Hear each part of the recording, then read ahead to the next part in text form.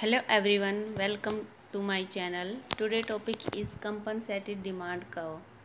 ये हम MEC 001/101 के कॉन्टेस्ट में हम ये सिलेबस कर रहे हैं. After compensate the equilibrium level by adjusting P2 is called compensated demand curve. जैसे हमारा फर्स्ट इक्विलिब्रियम आता है तो उसको से हम कंपनसेट करते हैं. जो हमारा प्राइस 1 है एक्स कमोडिटी के लिए, उसको हम जो एक्स कमोडिटी 2 है उसके लिए P2 1 को एडजस्ट करते हैं, जिसे हम कंपनसेटेड डिमांड कर्व बोलते हैं. और ये जो X2 कमोडिटी है उसका कंपनसेटेड डिमांड कर्व है, X2 कमोडिटी का फंक्शन होता है. अब हम देखेंगे कि हम कंपनसेटेड डिमांड कर्व को कैसे एडजस्ट करते हैं, कैसे हम ड्राइव कर सकते हैं. फर्स्ट है हमारा ये जो हमारा डायग्राम है. सबसे पहले हम जो AB एक बजट लाइन लेते हैं, ये हमारी फर्स्ट बजट लाइन है. और इस पे हम हमारा जो IC1 इंडिफरेंस कर्व है उसके हम E पॉइंट पर इक्विलिब्रियम में होते हैं. जैसे ही हमारी X1 जो कमोडिटी है उसका प्राइस डिक्रीज होता है तो हमारी जो डिमांड है X1 कमोडिटी के लिए वो इंक्रीज हो जाती है. और हमारा न्यू जो IC2 है वो इक्विलिब्रियम होता है E1, जहाँ पर IC2 पर जहाँ पर न्यू जो बजट लाइन है उसे टेंजेंट होता है. उसके बाद है कि अब हम जो हमारा इक्विलिब्रियम E है उसको E2 तक कंपनसेट करेंगे. हमारा जो X कमोडिटी 2 है उसके जो P2 प्राइस के लिए हम इसे एडजस्ट करेंगे. यानी अब हम X2 कमोडिटी है उसके प्राइस को हम डिक्रीज कर देंगे. जैसे ही हमारा X2 कमोडिटी का प्राइस डिक्रीज होगा तो हमारी न्यू बजट लाइन है इसी के टेंजेंट, इसी को टच करते हुए A1 B1 ये हमारी न्यू बजट लाइन है जो इसी इंडिफरेंस कर्व है IC1, इसी को टेंजेंट करते हुए E2 पॉइंट पर टच करती है.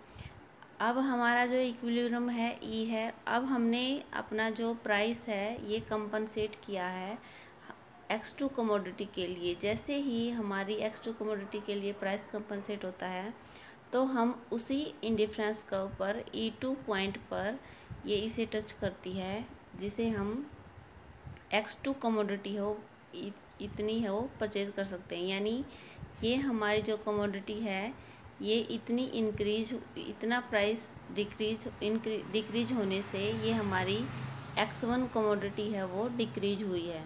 यानी पहले हम यहाँ पर अपना जो प्राइस X1 कमोडिटी के लिए यहाँ पर पे कर रहे थे, अब हमने क्या किया है X1 कमोडिटी को डिक्रीज किया है और X2 कमोडिटी के प्राइस को डिक्रीज किया है.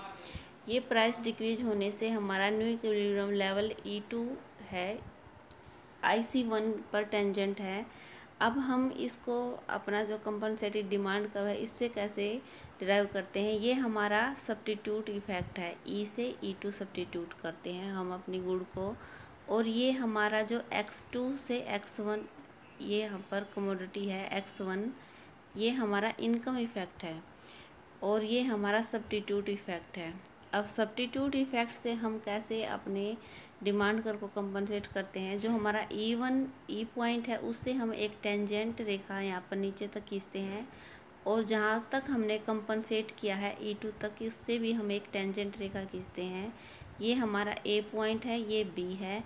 जहाँ पर ये दोनों ही पॉइंट डिमांड कर्व को टच करते हैं, उनसे टच करते हुए हम एक डिमांड कर्व खींचते हैं. ये हमारा कंपनसेटेड डिमांड कर्व होता है X1 कमोडिटी के लिए. और ये हमारा X1 कमोडिटी के लिए प्राइस है.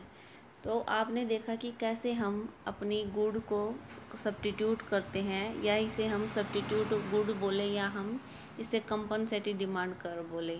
ये सब्स्टिट्यूट्स गुड में ही होता है कि हम अपनी जो गुड है उसको जो प्राइस है उसको कंपनसेट करते हैं, और जिससे हमारा जो X1 कमोडिटी है उसकी जो डिमांड है वो डिक्रीज हो जाती है, और X2 कमोडिटी है उसकी जो प्राइस है वो डिक्रीज होता है और डिमांड है वो इंक्रीज हो जाती है.